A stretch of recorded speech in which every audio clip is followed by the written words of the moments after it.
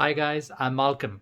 Today I'm going to talk about the task Reorder Paragraphs, which is a task in the reading section in which you get generally 2 to 3 questions with paragraphs in a random sequence. You need to arrange those paragraphs in the correct chronological sequence. My first tip, don't try to solve the entire passage from start to end.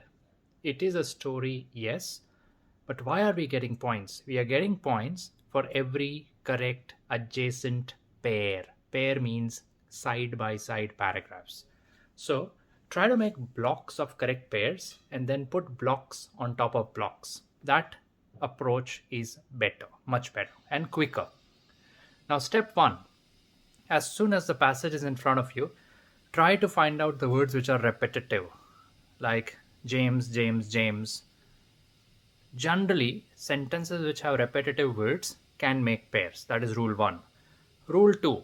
Noun, pronoun pairs. Noun means a name, place, person or a thing. Pronoun means a reference to a noun. He, she, it, him, his, her, those, they. These are pronouns. First you will have a noun sentence and then you will have a pronoun reference. James is a teacher. He is very punctual. Who is he? He is James. So that's what you call a noun and pronoun pair. Rule number 3. Subject, verb, object, which means in very simple words, try to see how one sentence ends and try to see how another sentence starts.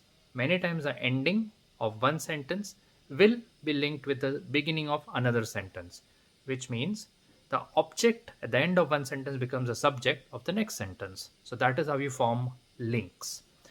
Rule number 4, that is the rule of articles a and the. Always a sentence which says a something will come before the sentence which says the something. For example, I'll tell you a story. The story is about a king. The king was named King John. So a story, a king, the king. Remember this rule.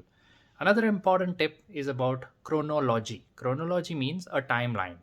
1990, 1995, 1999. Many times it will be in this order, but not necessarily. You have to use your brain correctly. Last but not the least, try to find out concluding keywords, if at all, like hence, therefore, thus. Generally, such sentences will be at the bottom. And obviously, you have to find a broad sentence to put it at the top. Remember the funnel approach. Funnel starts with a broad generic topic statement and then narrows down one by one with examples, a supporting sentence, and finally a conclusion.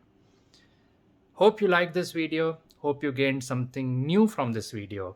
Make sure you like, comment, and subscribe to our channel. We provide coaching for PTE, IELTS, and NATI CCL. Thank you very much. I'm Malcolm. See you soon. Good luck.